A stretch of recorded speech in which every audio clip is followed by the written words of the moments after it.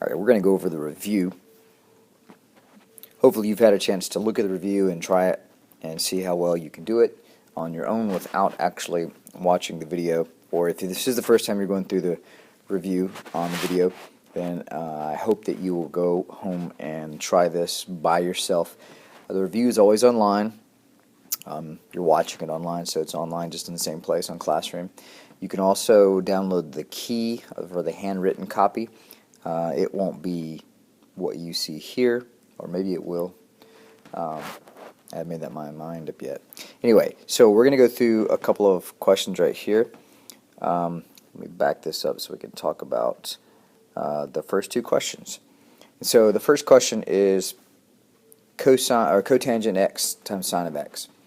This is a simplify question, so the only thing you have to do here is to simplify, and the instructions are specific. It'll say something to the effect of simplify the following trig identities.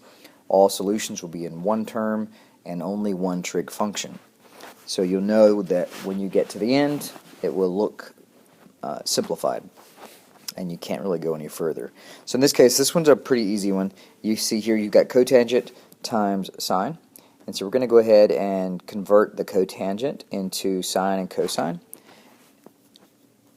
And you can immediately see that the signs cancel out and you're left with just cosine of x. Okay, that'll probably be the easiest of the questions on the test and things like that. Number 2 is secant x minus 1 times secant x minus 1, and we talked about something like this earlier. When you see something like this, what you think you need to do is probably what you're going to do. You're going to multiply this together. We're going to use FOIL to multiply the two parts together, just so that we can see what happens. I mean, this is going to end up being secant squared minus 1, and that's one of our trigonometric identities. And so you can see that secant squared x minus 1. If you look that up, you find that that's tangent squared. That also is relatively straightforward. On the test, I will make sure that the solutions are clear and you know exactly that it's a one-term solution. There's only one trig function left in it, so it's very clear that you've got to the right solution. What you see here on that review guide is a good indication of how the test is going to be. I made the review guide kind of basing it on the questions that I picked for the test. Nothing too difficult. The worksheets were definitely by far more difficult to do than what the test is going to be, but that's how I wanted it to be. Let's go to question 3. This is tangent x over cosecant plus sine over tangent of x. Here you have two fractions, and there are a number of ways that you could do this problem. So I went with what was most common, and we're going to go to changing everything to sine and cosine and kind of simplifying the first fraction, and then we'll take a few minutes to do that, and then we're going to come over here and simplify the second fraction, and then we're hoping that they're going to be eventually going to come together and maybe have some kind of sine plus cosine, sine squared plus cosine squared, to give us a 1 or something similar to that. So here you see I just basically didn't do any simplifying. I just went ahead and switched it out to get the tangent to become sine over cosine and the cosecant to become 1 over sine. The same thing with your tangent was replaced with sine over cosine. Be careful when you're doing a problem like this. Make sure that you're changing things into sine and cosine. Don't change sine and cosine into something else. Think about, for example, the sign at the top here. I didn't change. It was already sine of x, and I wanted things in sine and cosine. A lot of the review that I saw on the Simplify worksheets, people were hurting themselves by changing. Basically, they changed everything, regardless of what they were trying to change it to. So make sure that you're going to try to keep everything in sine and cosine. It makes everything a little bit easier. And basically, I want to get rid of these fraction over fractions. I don't want that. So we're going to go ahead and multiply by the reciprocal in both cases. And so you can see here, it brings us, we're going to multiply the signs together. Here, the signs are actually going to cancel out. I'm going to be left with just the cosine on one side.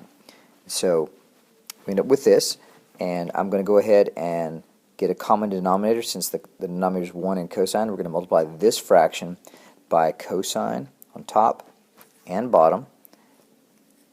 and we're going to end up with this fraction. And that's pretty obvious what's going to happen. This is going to become just 1 on the top, 1 over cosine, which becomes secant of x. And that's the solution for that. Remember, you can pause this video at any time. I really do want you to have attempted some of these problems before you go just listening to the solutions. You want to be able to try this from home without having an idea of what's going on. Because when you get to the test, you will recognize the kind of problems there are because you will have done similar problems. But I want you to be able to make the choices on what should I substitute and how should I handle the problem by yourself. Here's problem number 4. We have one fraction and we have lots of the trig functions. And immediately I can see that I'm going to really want to change things to sine and cosine. I have a sine already. I have a cosine already. So I'm going to change the secant and the tangent into their equivalent forms of sine, using sine and cosine. And you can see here we just simply substituted in. I went ahead and wrote cosine squared of 1 because I'm going to eventually multiply these two together. And immediately I can see that one of my cosines is going to cancel out here. So I'm going to be left with really just a cosine on the denominator there. If we go ahead and rewrite that, the top part we multiply together here. You get sine times sine, which is sine squared on the top up there. And then the cosine on the bottom just stays in the cosine. And like I said earlier, this is going to cancel out, leaving us with just sine squared over cosine. We're going to multiply by the reciprocal at the bottom here, always kind of taking the same approach. So once we take that cosine over 1, we flip it over to get its reciprocal, it's 1 over cosine, and multiply through. We're going to get the cosines multiply to give cosine squared. We have sine squared already on the top, and this becomes just tangent squared. And that's the solution to that problem.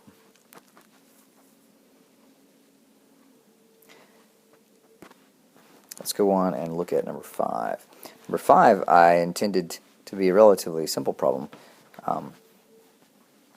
This is actually a cofunction problem that I wanted to make sure that we talked about. There was a couple of cofunction problems that we did on the review that some of you nailed it real simple. It was one of the easier problems, and some of you had no idea what to do, especially on the homework check as well. So let's talk about cofunction. Okay, so we have secant x times sine of pi over 2 minus x, all equal to 1. We're going to look at our cofunction. Anytime your clue here is to look right there. Whenever you see this big parentheses, and this is the only identity that we have that looks like this, so you should know what you're looking for. You're going to have pi over 2 minus x inside there, and we want to change that out with its cofunction. You'll find this exact formula. It'll say sine of pi over 2 minus x equals cosine. And so we're going to make that substitution real quick. And when I make that substitution, immediately I see that, and I really don't have to write this step down because we've talked about this. These are reciprocal identities. So I know that cosine times secant is automatically going to be 1, which is all right here on the other side. So if you skip to 1 here, great, I have no problem with that. So when you see that kind of problem on the test, now it doesn't always equal 1, but it should simplify to give you something easier to handle than what it looked like to start with. Let's look at the next one, number 6. This one also isn't too bad. You just have to know what to factor. You have cosine of x plus sine of x times tangent equal to secant. We're going to look at this. The first thing we do, we can't factor anything out. If we had multiple terms, I would be looking for that. I do have a tangent involved, so I'm going to try and change tangent to sine over cosine and see if I can simplify. So we go ahead and switch that out, and nothing cancels, but I see that sine times sine is going to give me a sine squared, so maybe we'll get a Pythagorean identity. We have two fractions. I'm going to go ahead and rewrite this as one big fraction with sine squared over cosine, and then we're going to have to find a common denominator between two parts. Notice on the other side you only have secant of x. That means there's only one term. I have two terms here. That means that I'm going to eventually have to combine those. So you can see here we're going to write it together and then find a common denominator by multiplying the top and the bottom by by cosine. We did that because cosine of x here and 1 there, so the common denominator between these two numbers is just when you multiply them together to get cosine. And you can see once we multiply all that together, you're going to get cosine squared here plus the sine squared, which is our basic Pythagorean identity, which becomes 1 over cosine, and then that becomes secant, just like what we wanted to see up top, secant of x.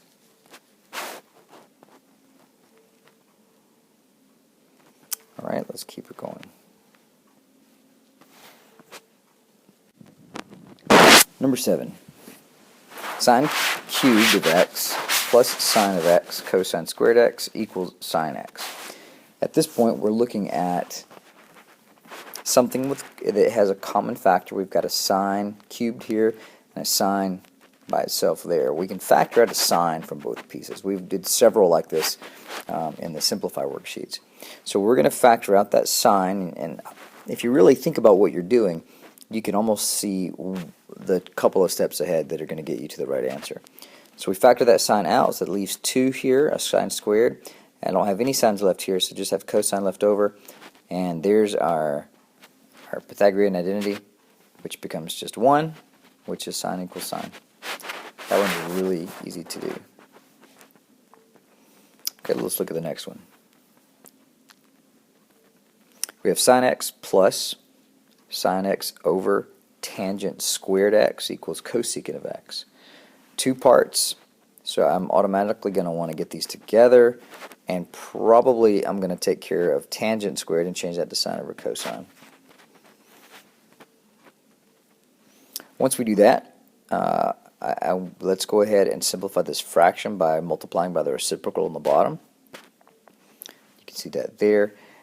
Immediately you can see that I have cosine squared on the top, which really isn't going to have any effect, but the sine squared on the bottom and the sine on the top here, they're going to cancel out, leaving you with sine x plus cosine squared x over sine x. We seem to keep coming up with problems like this, but fortunately for us, the way we handle this problem is always the same. Getting a common denominator and pulling the two fractions together. So you see here, this is almost like what we had last time.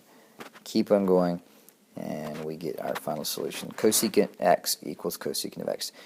And if you completed this in a different way, any of these problems really in a different way, and you've got the right solution, you get to the right solution, then your method is most likely just as valid as mine is. Number 9, you have again kind of what we had earlier in the first couple of problems. We have 2 functions on the top that are really going to be nice to multiply together. We're going to use FOIL to multiply those pieces. You've done this enough times, so hopefully you can recognize that's going to be 1 minus cosine squared, which is eventually going to be sine squared, which means that's pretty much almost done. Once we do that, you have sine squared over cosine squared, which is just tangent squared. So something that looks really a little complicated to start with turns out to be something that's really, really easy. At this point, I really hope you've gotten most of these down. You will be able to have the formulas, but I don't really want you to be looking at the formula sheet the whole time on the test. That's not going to help you any. So that's the end of the simplify, verify type of examples. You'll have 4 of each, and I've made sure to give you easy enough problems that you can complete in the time frame allotted. So make sure that you've polished up on that. If you've got those verify worksheets, then go ahead and work those out. I'm going to put up online the simplify worksheets with the key if you want to go back and look at those as well. Let's look at the next couple of problems. Sum and difference. We're going to look at a couple of these. These are actually really simple. Alright, sine of 105. These are obviously angles that are not on our unit circle, and so we're going to have to come up with 2 other angles to add together or subtract to get 105. I chose to use 60 and 45 to get 105. Now you could have chosen to use 2 different angles, maybe even to subtract to get 105. I think this is probably what most of you came up with. This is kind of the first thing I thought of. Since we're adding and we're using the sine function, that means that we have a specific formula to plug into, and it looks like this. So it's going to be sine of 60 times cosine of 45 plus, in sine, remember the signs are the same. Of course, you'll have your formula sheets to look at this. Sine of 60 times cosine of 45 plus cosine of 60 times sine of 45. And I really just want to find each one of these little pieces. Some of you may have this memorized and you don't need to draw the triangles, and so you just kind of plug in what you know. Really, I'm asking for the y-coordinate of 60 from the unit circle, the x-coordinate of 45, and so forth. And a lot of you may have some of these memorized anyway. So I'm going to go ahead and draw my triangles just to kind of refresh your memory if you don't remember this. And so you've got the two different right triangles, the special right triangles. I can look at each angle, and really when you do a problem like this, you're going to be dealing with a 45, a 30, or a 60 reference angle or actual angle all the way around. So everything is going to be based off what you're looking at here. So the next part would be to go ahead and fill in what's the sine of 60. Well, sine of 60, if you come down here to 60 degrees, the sine is the opposite over the hypotenuse. If I look at the cosine of 45, well, cosine is the adjacent number divided by the hypotenuse. Now I went ahead and I'm going to rationalize this. So instead of writing 1 over the square root of 2, I'm going to write the square root of 2 over 2, which a lot of you probably wrote that anyway. And this is what it looks like. If we kind of take it apart, sine of 60, well, that's the square root of 3 over 2. Alright, sine of 60 is the opposite over hypotenuse. The cosine of 45 is square root of 2 over 2. Cosine of 60, adjacent over hypotenuse. Once we put all this together, these are fractions, you're multiplying the fractions together. You multiply tops together, multiply bottoms.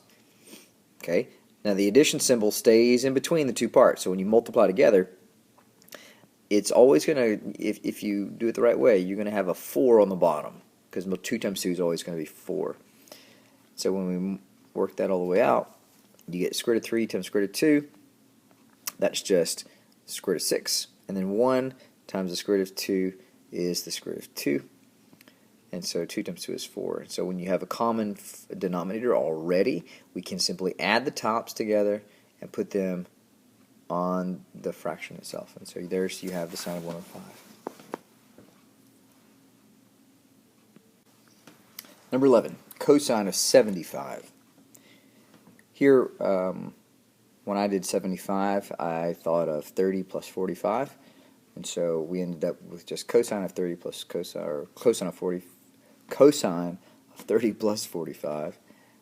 And if I bring my formulas out and I plug in the right ones, I remember that it looks like this. Cosine, for me, I always double check to make sure my signs are the opposite. So if it's plus inside my little formula here, it's going to be the opposite sign. And so here, I'm really going to go backwards, and I'm going to pull my triangles up. And this is just my habit. I always draw the triangles just to make sure if it's quick.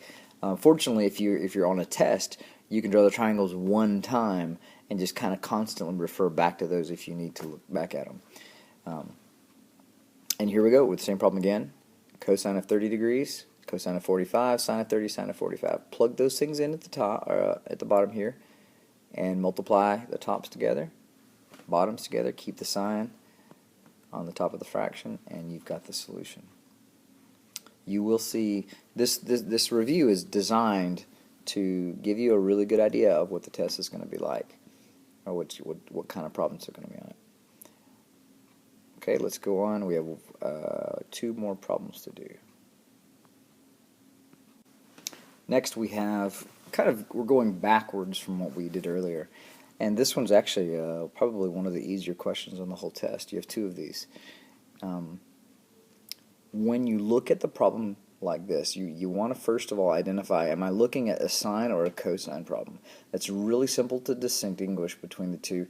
Here at the beginning, if you have a sine up here and a cosine, one of each, then you're dealing with sine. If it's cosine cosine or sine sine, then you know that you're dealing with cosine. Cosine, in the sine summer differences, its cosine is mixed with sine. in the cosine summary difference, you have the cosines together and the sines together.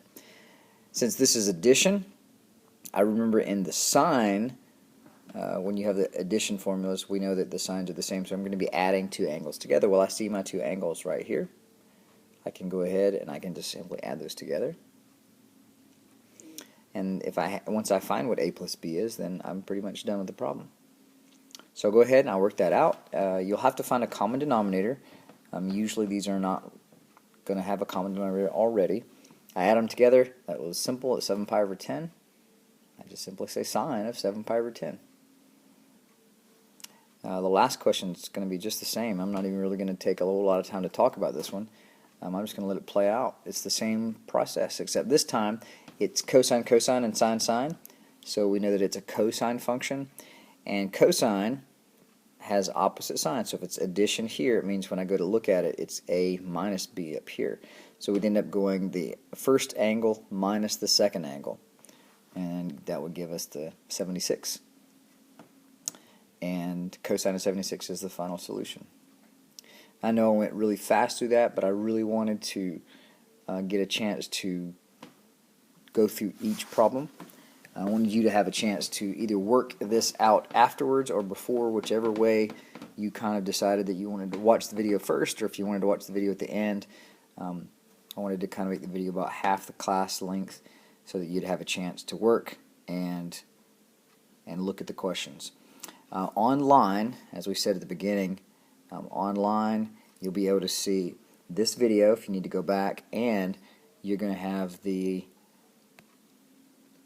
the PDF document of the solutions that you can download and look at as well.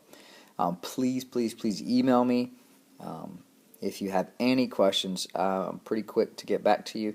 If you'll just take a snapshot or just tell me which problem you're working on, and I can send an email back, or I can work the problem out and get back to you. If you need to go to see another teacher, any of the teachers would be more than willing to help you if they have the opportunity to. So I will see you tomorrow, hopefully.